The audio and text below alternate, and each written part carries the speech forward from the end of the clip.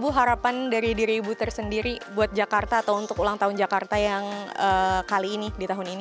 Harapan saya supaya bantuan sosial tuh lebih diutamakan untuk rakyat kecil. Terus kemacetan lalu lintas tuh segera akan supaya nggak macet gitu jalanan. Kebersihan nomor satu, Bu. Kita mesti mempertahankan kebersihan seperti negara-negara lain, Bu ya. Jadi kebersihan di jalan-jalan harus kita pertahankan supaya kita juga melihat anak-anak kita, wah, kota Jakarta bersih nih. Dan keamanan juga mesti dipertahankan. Dan masalah pendidikan, Bu, kita butuh pendidikan anak-anak dari SD, SMP, SMA, kuliah.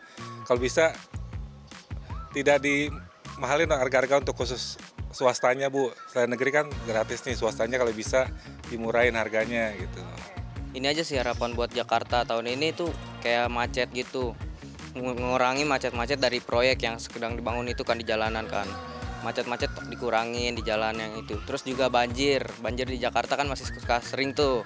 Pemerintah harus announce juga lah ke banjir itu. Jadi biar kita tuh para pengendara motor tuh biar nggak terkena banjir gitu aja sih paling. Terima kasih Anda masih di program Rosi Spesial dalam rangka Hari Ulang Tahun Jakarta ke-498. 2 tahun lagi 500 tahun usia Jakarta. Saya bersama Gubernur Jakarta Pak Pramono Anung dan Bang Dul sebagai Wakil Gubernur DKI Jakarta. Yang tadi saya sudah spill hasil survei Litbang Kompas. Citra dari Gubernur Mas Pramono Anung itu 88% dan Wakil Gubernur 90%. Dapat anduk biasanya. Ini adalah galeri foto-foto dari mereka yang pernah memimpin Jakarta.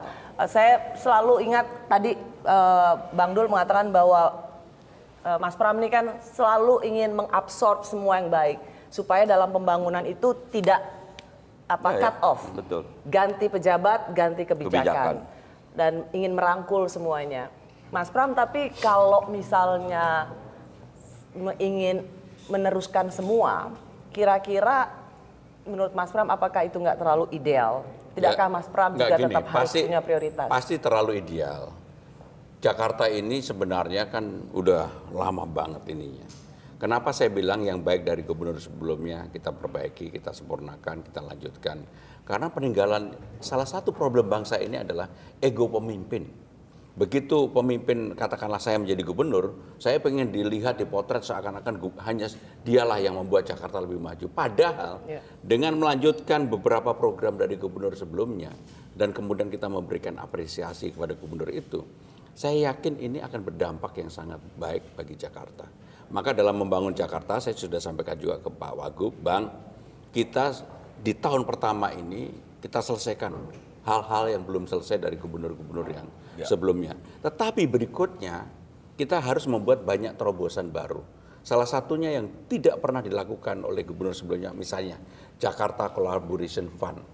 Itu adalah cara baru untuk membuat Jakarta mempunyai income yang selama ini hanya bergantung pada pajak, dividen dan restitusi. Sekarang Jakarta mempunyai Jakarta Collaboration Fund. Itu sama dengan Inavan di pemerintah pusat, karena kebetulan waktu itu saya ikut membidani untuk itu. Dan kemudian beberapa BUMD Jakarta ini size-nya sebenarnya udah bisa nasional dan kita go publikan. Bahkan Bank DKI kami akan betul-betul rebranding, rubah menjadi bank bukan lagi hanya melayani orang Jakarta, terutama birokrasi Jakarta, tapi menjadi bank internasional. Baik, Mas Pram, Bang Dul, dari sisi citra Anda berdua, survei Litbang Kompas menunjukkan angka yang bisa dibilang bagus sekali. Tetapi dari tingkat kepuasan itu 64%. Ya bisa dibilang cukup baik gitu. Tapi saya ingin bedah. Begini Mas Pram, saya mengenal Mas Pram sudah sejak lama, Bang Dul juga begitu. Dan Mas Pram selalu bilang kan, saya ini orang yang selalu biasa di dapur. Belakang. Ya kan, meracik semuanya. Sekarang ada di panggung depan. Yang menarik dari hasil survei Litbang Kompas itu adalah ketika ditanya kelebihannya seorang Pramono Anung, 50% nggak tahu. Dan hal sebaliknya juga, apa kekurangan seorang Pramono Anung, lebih dari 54% itu nggak tahu. Jadi Mas Pram, ada ketidaktahuan publik tentang apa yang sedang dikerjakan oleh seorang Pramono Yang Anung. paling utama dan terutama, Rosi, saya ini bukan orang yang kemudian kalau ada kamera, saya mencoba untuk membranding atau membuat diri saya kelihatan lebih sempurna, kelihatan lebih mengetahui segala hal.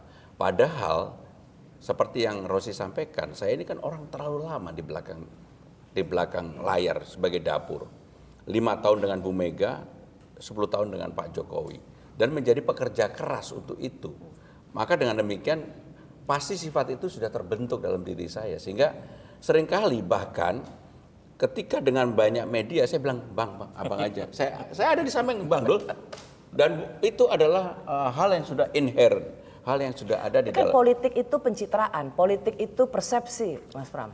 Mungkin nggak banyak orang yang walaupun saya sekarang sudah di balai kota dan saya kerja keras untuk itu.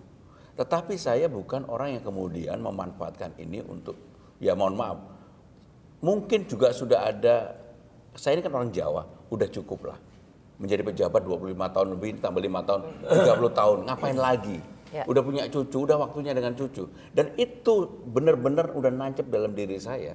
Makanya kalau sebelum saya maju sebagai gubernur, tiap hari Rosi pasti tahu posting saya cucu, main sepedaan, nggak ada urusan politik sama sekali. Tetapi sekarang nggak bisa lagi. Tetapi saya juga nggak mau kalau terlalu Overacting, bikin konten nggak mau. Kan tapi punya bakat wakil gubernurnya. Ya saya bilang sama Bang Dul, ya itu Bang Dul aja. Mbak, kalau Mas Pram ini tipe pekerja, dia bukan pesolek. Saya mungkin pesolek, tapi memang udah 60 tahun bekerja. Nah, jadi filosofi kerja buat kami bukan memperlihatkan kepada orang. Memang betul, kita harus kasih tahu hasilnya apa sih. Mbak, kita datang ke Jakarta, kita datang ke Betawi di saat anggaran sudah tersusun. Program sudah ada. Di tengah program inti, kita masukkan 100 hari program kita apa. Ini kita baru touch. Untuk yang for the next, saya minta waktunya beliau tampil menjadi leader Jakarta. Kasih lihat apa rencana kita. Kita akan bikin kawasan apa, kita akan bikin taman seperti apa. Maaf Mbak, tadi malam kita baru memberikan reward kepada pembayar pajak. Ini belum kuartal kedua loh. Dan terpenuhi. Baik, saya ingin sekali lagi menggali karena begini, rasanya setiap kali bicara dengan para politisi dan kepala daerah, soal citra itu dan persepsi baik di masyarakat itu menjadi salah satu tujuan dari para politisi dan kepala daerah. Dan saya masih ingin mengulik lagi Mas Pram dan Bang Dul karena tingkat ketidaktahuan itu juga oleh masyarakat Jakarta itu satu karena dianggap jarang belusukan. Padahal belusukan terus. Sampai berapa lama menurut Mas Pram dan Bang Dul akan tetap ingin bekerja dan tidak tergoda untuk bikin konten dan melihat kasih lihat? Jadi gini, Rosi, tidak banyak pemimpin kita itu konsisten dengan apa yang dia kerjakan. Saya bersyukur, saya dan Bang Dul ini orangnya on time person. Kami berdua mulai rapat nggak pernah terlambat, hampir nggak pernah terlambat. Itu satu. Yang kedua yang paling utama adalah konsistensi terhadap apa yang kita putusin. Ketika saya bilang di balai kota bahwa saya tidak akan bawa orang dari luar, saya konsisten nggak bawa orang dari luar. Dan ketika saya melantik mereka 61 pejabat, sama sekali saya tidak ada urusan yang selama ini menjadi persepsi publik bahwa harus ada lobby sesuatu. Tapi saya mau potong. Dari 61 orang yang dia pilih, dia tahu siapa yang tidak mendukung dia. Banyak. Tapi dia pilih juga, kan itu hebatnya yang namanya Pramono. Saya bilang, Mas nggak salah nih. Kenapa? Bahkan Bang Dul musuh Mas ini jangan Ini enggak, kita kasih kesempatan dia. Karena bagi saya Kita paham siapa yang dukung kita di tempat ini dan kita tahu siapa yang tidak dukung. Terus kita mau balas dendam? No. Dia punya tanggung jawab. Bagaimana anggaran dulu? Sampai sejauh mana pertanggungjawaban kalian? Itulah profesional. Kita mengajarkan mereka profesional. Saya respect, beliau adalah pimpinan saya. Tapi ditularin saya panggil beliau Mas. Nah itu, tidak tergoda untuk membuatnya di sosmed supaya Anda berdua tampil heroik? Enggak, sama sekali enggak. Bahkan dalam banyak hal secara sadar ketika saya misalnya turun ke masyarakat di Kampung Melati. Sekarang boleh cek, saya udah menurunin alat berat di Kampung Melati yang tidak pernah disentuh sama sekali. Di sana kita turunkan spider, alat kecil yang untuk bahkan beli khusus, Mbak. Karena orang sana nggak mau kasih Dan tempat. saya nggak mau kemudian apa dengan alat itu di videoin, Ya. enggak lah, enggak. Yang dibutuhkan oleh Karena warga Jakarta, saya dan Bang Dul adalah pikiran saya.